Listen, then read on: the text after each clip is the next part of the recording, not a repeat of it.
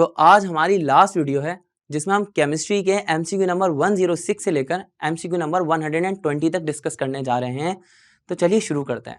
MCQ number 106 के अंदर हमसे पूछा जा रहा है कि amount of energy that is required to eject an electron from the outermost shell of an atom.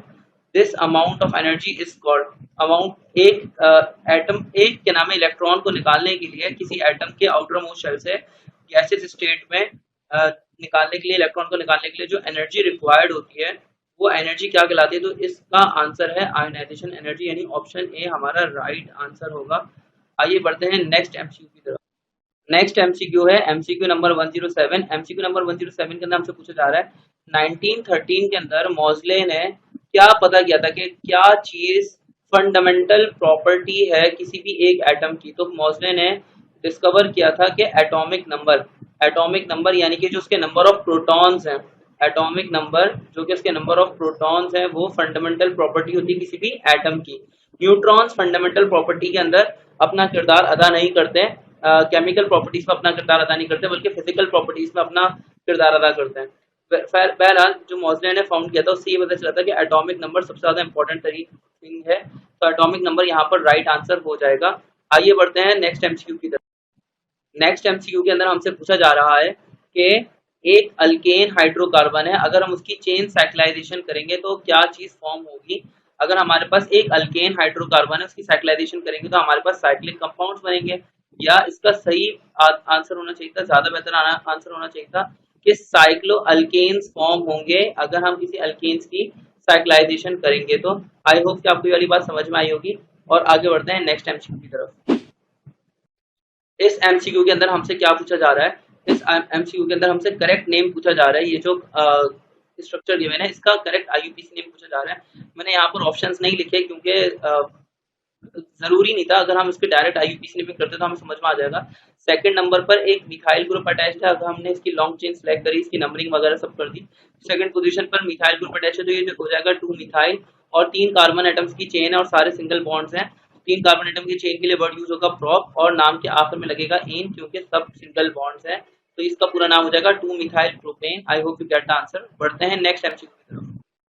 यहाँ पर हमसे नेक्स्ट एमसीक्यू के अंदर हमसे पूछा जा रहा है कि alkanes are also called alkenes को और क्या कहा जाता है।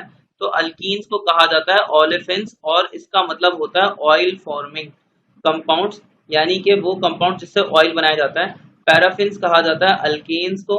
और कार्बोक्सिलिक एसिड बिल्कुल एक अलग फैमिली है और अल्डिहाइड्स भी बिल्कुल अलग फैमिली है। अल्डिहाइड्स का फंक्शनल ग्रुप होता है CHO, कार्बोक्सिलिक एसिड का फंक्शनल ग्रुप होता है COOH। यहाँ पे हमारा राइट आंसर जो है वो है ओलेफिन्स। आई होप कि आपको समझ में आया होगा। बढ़ते हैं नेक्स्ट एमसीक्यू की तरफ। एमसीक्यू नंबर 111 के अंदर आपसे पूछा जा रहा है कि alkenes are characterised by dash bonds between 2 carbon atoms. Alkenes को और कैसे कैरेक्टराइज किया जाता है कि अल्कीन्स के अंदर 2 कार्बन एटम्स के दरमियान में एग्जैक्टली क्या चीज मौजूद होती है। तो आपको ये पता होगा कि ईन मतलब कि इसके अंदर 2 कार्बन एटम्स के दरमियान में कहीं ना कहीं पर डबल बॉन्ड प्रेजेंट होगा जो कि अल्कीन्स की पहचान है। तो इसका सही आंसर हो जाएगा double bond. Single bond present होता है अल्केन्स के अंदर और ट्रिपल बॉन्ड प्रेजेंट होता है अल्काइंस के अंदर। पोलर और नॉन पोलर पे इसको चेक नहीं किया जाता है। आई होप कि आपको वाली बात समझ में आई होगी। बढ़ते हैं नेक्स्ट एमसीक्यू की तरफ। नेक्स्ट एमसीक्यू के अंदर हमसे क्या पूछा जा रहा है कि हाईएस्ट ऑक्सीडेशन स्टेट नाइट्रोजन की कितनी होती है। तो नाइट्रोजन की हाईएस्ट ऑक्सीडेशन स्टेट जो होती है वो होती है +5। और ये किस चीज के अंदर होती है, नाइट्रोजन की ऑक्सीडेशन स्टेट +5 की होती है नाइट्रिक एसिड के अंदर। अगर आप देखेंगे तो हाइड्रोजन का ऑक्सीडेशन नंबर यहाँ पर हो जाएगा +1, ऑक्सीजन का ऑक्सीडेशन नंबर हो जाएगा यहाँ पर -2 को 3 से मल्टीप्लाई करेंगे तो ये हो जाएगा -6। अब यहाँ पे बीच में रह गया नाइट्रोजन। अब आप देखें प्लस नाइट्रोजन अपनी जगह पे 1 +1 -6 हो जाएगा, -5 = 0। तो नाइट्रोजन अपनी जगह पे रहेगा, -5 उधर जाके बन जाएगा +5। तो नाइट्रोजन का ऑक्सीडेशन नंबर यहाँ पे +5 निकल आएगा जो कि सबसे ज्यादा ऑक्सीडेशन स्टेट है नाइट्रोजन की। नाइट्रोजन +5 से ऊपर ऑक्सीडेशन स्टेट कहीं पर भी शो नहीं करता। आइए बढ़ते हैं नेक्स्ट एमसीक्यू की तरफ। नेक्स्ट एमसीक्यू के अंदर हमसे पूछा जा रहा है कि nitric acid has the following properties except. Nitric acid के अंदर ये सारी प्रॉपर्टीज होती हैं सिवाय किस चीज के। नाइट्रिक एसिड है तो एसिडिक प्रॉपर्टीज तो होगी ही ऑब्वियसली। अगर नाइट्रिक एसिड है तो उसके अंदर नाइट्रेटिंग प्रॉपर्टीज भी होंगी, वो नाइट्रेटिंग एजेंट के तौर पे भी काम करेगा, ये भी बहुत आसान सी बात है। अब रह गया कि नाइट्रिक एसिड जो है वो ऑक्सीडाइजिंग एजेंट होता है या रिड्यूसिंग एजेंट होता है। तो नाइट्रिक एसिड जो है वो बहुत स्ट्रॉन्ग ऑक्सीडाइजिंग एजेंट है, यानी कि ये सामने वाली चीज को ऑक्सीडाइज करता है और खुद रिड्यूस होता है। ये जो है H प्लस आयन को गेन करता है तो खुद रिड्यूस होता है या खुद इलेक्ट्रॉन्स गेन करके रिड्यूस होता है, लेकिन सामने वाली पार्टी को ये ऑक्सीडाइज करता है, तो ये ऑक्सीडाइजिंग एजेंट होगा, ये रिड्यूसिंग एजेंट नहीं होगा। हमारा सही आंसर हो जाएगा रिड्यूसिंग एजेंट के नाइट्रिक एसिड क्या नहीं है इनमें से। एक्सेप्ट का वर्ड बड़ा इंपॉर्टेंट है, कई लोग एक्सेप्ट का वर्ड नहीं समझते भाई। नाइट्रिक एसिड जो है वो इनमें से सब कुछ है सिवाय रिड्यूसिंग एजेंट के। आई होप ये वाली बात आपको समझ में आई होगी। बढ़ते हैं नेक्स्ट एमसीक्यू की तरफ। नेक्स्ट एमसीक्यू के अंदर हमसे क्या पूछा जा रहा है, नेक्स्ट एमसीक्यू के अंदर हमसे पूछा जा रहा है कि oxidation state maximum, oxidation state जो होती है, हाईएस्ट ऑक्सीडेशन स्टेट वो कितनी होती है ज्यादा से ज्यादा, और किस एलिमेंट की होती है। तो हाईएस्ट ऑक्सीडेशन स्टेट जो होती है वो होती है +7 और ये होती है मैग्नीज की, Mn की, Mn हमारा राइट आंसर होगा, और ये होती है KMnO4 के अंदर। अगर आप KMnO4 के अंदर देखेंगे तो पोटेशियम का ऑक्सीडेशन नंबर हो जाएगा +1 और मैग्नीज का ऑक्सीडेशन नंबर हमें निकालना है। ऑक्सीजन का ऑक्सीडेशन नंबर -8 हो जाएगा, क्योंकि -2 को 4 से मल्टीप्लाई करेंगे तो -8 हो जाएगा। इक्वल टू की दूसरी साइड पर हो जाएगा 0, मैग्नीज अपनी जगह पर है, +1 -8 हो जाएगा, -7 इक्वल टू 0, और Mn अपनी जगह पर रहेगा, -1 -7 दूसरी साइड पर चले जाएगा तो ये हो जाएगा +7, यानी कि मैग्नीज का ऑक्सीडेशन नंबर हो जाएगा +7, और ये हमारा राइट आंसर है। मैग्नीज से ज्यादा ऑक्सीडेशन स्टेट किसी भी एलिमेंट की नहीं होगी। आइए बढ़ते हैं नेक्स्ट एमसीक्यू पे। अब इस एमसीक्यू के अंदर हमसे क्या पूछा जा रहा है, नेक्स्ट एमसीक्यू के अंदर एमसीक्यू नंबर 115 के अंदर हमसे पूछा जा रहा है which of the following has zero dipole dipole movement. इसमें से कौन सा मॉलिक्यूल ऐसा है जिसके अंदर जीरो डायपोल डायपोल मूवमेंट है। जीरो में लिखना भूल गया था, तो आपको बताना है कि डायपोल मूवमेंट कहाँ पर जीरो होगी। देखें, जहां पर भी लीनियर स्ट्रक्चर हो या सिमेट्रिकल स्ट्रक्चर हो, वहां पर डायपोल मूवमेंट जीरो हो जाती है। सिमेट्रिकल का मतलब क्या है कि अगर आप उसको दो पार्ट्स में डिवाइड करेंगे तो कोई फर्क आपको देखने में नजर नहीं आएगा। जैसे कि अगर हम CH4 की बात करते हैं, यहाँ पर कार्बन है, कार्बन 4 जगहों से हाइड्रोजन से बॉन्ड बना रहा है। अगर आपने लेट से मान लीजिए कि आपने कार्बन को बीच में काट दिया, तो ये वाली साइड और ये वाली साइड दोनों एक जैसी रहेंगी, कुछ भी इसमें फर्क नहीं पड़ेगा। अगर हम कार्बन के बीच में काटे तो ये सिमेट्रिकल स्ट्रक्चर हो जाएगा।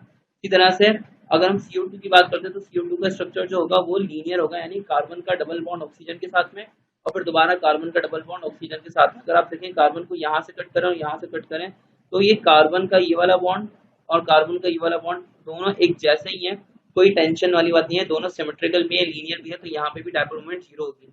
यानी इस जगह पर भी डायपोल मूवमेंट जीरो हो जाएगी ऑप्शन बी में, और ऑप्शन सी में भी डायपोल मूवमेंट जीरो हो जाएगी। वाटर का स्ट्रक्चर एंगुलर होता है, लीनियर या सिमेट्रिकल नहीं होता, तो वहां पर डायपोल मूवमेंट जीरो नहीं होगी, वहां पर dipole movement greater than zero होगी। हमारा राइट आंसर हो जाएगा option D, both B and C is the right answer. बढ़ते हैं नेक्स्ट एमसीक्यू की तरफ। नेक्स्ट एमसीक्यू के अंदर हमसे क्या पूछा जा रहा है, एमसीक्यू नंबर 116 के अंदर n+l वैल्यू ऑफ 5 और f ऑर्बिटल क्या होगी।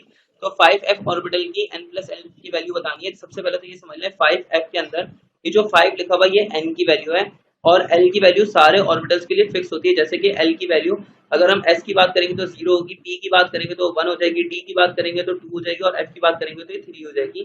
तो हम यहाँ पे क्या करेंगे, N की जगह पे लिख लेंगे, n+l की वैल्यू हमने निकालनी है, तो N की जगह पे हम क्या रखेंगे 5, और L की जगह पे 5f ऑर्बिटल है तो उसके लिए रख लेंगे 3, तो ये क्या हो जाएगा 5 + 3 8, तो इसकी n+l की वैल्यू हो जाएगी 8, ये हमारा राइट आंसर होगा।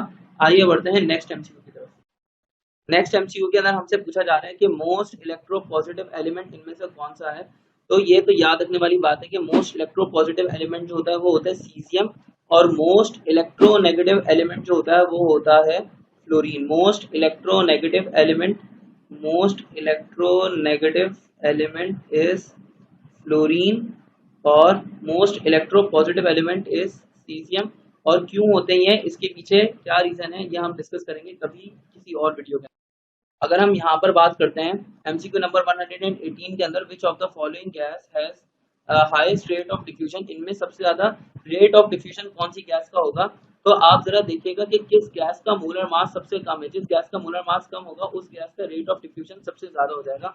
मोलर मास जिसका कम होगा उसका रेट ऑफ डिफ्यूजन ज्यादा होगा। मोलर मास देखते हैं, अगर हम CH4 की बात करते हैं तो इसका मोलर मास होगा 16, ऑक्सीजन की बात करेंगे तो इसका मोलर मास हो जाएगा 32, नाइट्रोजन गैस की बात करेंगे तो इसका मोलर मास हो जाएगा 28, और कार्बन डाइऑक्साइड का मोलर मास निकालेंगे तो 44।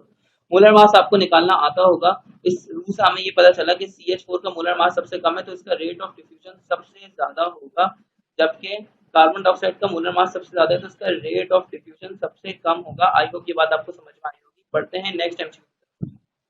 अब हम यहाँ पर बात करने लगे हैं ऑक्सीडेशन स्टेट ऑफ कार्बन की। एक्साइटेड स्टेट मतलब ऑक्सीडेशन स्टेट कार्बन की क्या होगी एक्साइटेड स्टेट के अंदर। तो कार्बन की पहले इलेक्ट्रॉनिक कॉन्फ़िगरेशन कर लेते हैं। एक्साइटेड स्टेट के अंदर कार्बन के पास 6 इलेक्ट्रॉन्स होते हैं टोटल। पहले शेल के अंदर आ गए 2 इलेक्ट्रॉन 1s2, फिर हो जाएगा 2s1, 2px1, 2py1 और 2pz1। अगर आप देखेंगे एक्साइटेड शेल के अंदर कार्बन के पास 4 अनपेयर्ड इलेक्ट्रॉन्स हैं। एक अनपेयर्ड इलेक्ट्रॉन यहाँ पर है, एक अनपेयर्ड इलेक्ट्रॉन यहाँ पर, एक अनपेयर्ड इलेक्ट्रॉन यहाँ पर, एक अनपेयर्ड इलेक्ट्रॉन यहाँ पर।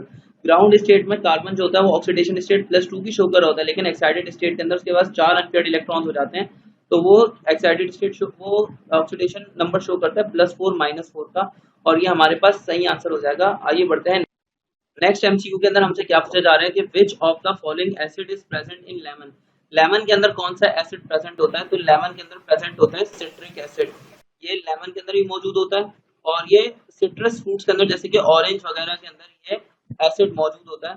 तो हमारा सही आंसर हो जाएगा सिट्रिक एसिड। विटामिन सी कोई एसिड नहीं है, विटामिन सी तो विटामिन है ना, तो ये हमारा सही आंसर नहीं होगा।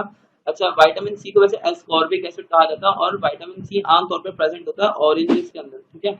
अच्छा, अगर हम एसिटिक एसिड की बात करते हैं तो एसिटिक एसिड मौजूद होता है विनेगर के अंदर, लैक्टिक एसिड मौजूद होता है मिल्क के अंदर, और टार्ट्रिक एसिड मौजूद होता है टोमेटोज के अंदर, और फॉर्मिक एसिड जो होता है वो मौजूद होता है रेड आंट्स के अंदर। यहाँ खत्म होते हैं हमारे दाऊद यूनिवर्सिटी के केमिस्ट्री के पास पेपर्स। उम्मीद है कि आपकी तैयारी बहुत अच्छी हो गई होगी और आपके कॉन्सेप्ट्स बहुत अच्छे से क्लियर हुए होंगे, जो कि आपके टेस्ट पास करने में आपके लिए मददगार साबित होंगे। अगर आपको हमारा कंटेंट पसंद आता है तो आप हमारे चैनल को सब्सक्राइब कर लीजिए और साथ साथ में बेल आइकॉन को भी प्रेस कर लीजिए। वीडियो को लाइक करना मत भूलना। मिलते हैं आपसे किसी और वीडियो में। अपना ख्याल रखिए। अल्लाह हाफिज़।